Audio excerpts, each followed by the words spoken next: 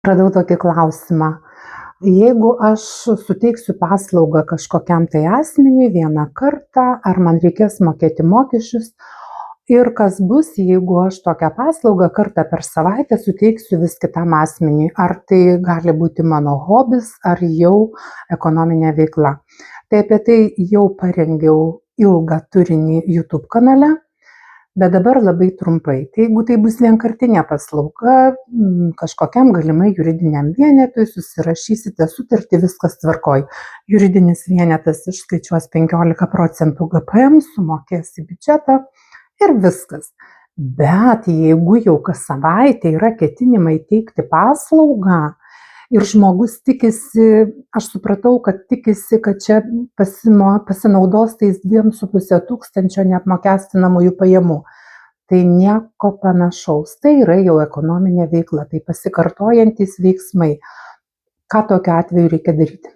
Reikia registruoti veiklą.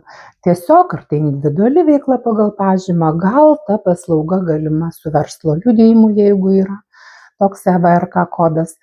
Ir, taip sakant, netampyti liūto už ūsų ir nemėginti čia atrodyti gudresnių už kitus, nes tai, kad šiandien man nereikia susimokėti mokesčių, tai dar nereiškia, kad kitą kartą mokesčių administratorius nepaprašys būtent susimokėti papildomai.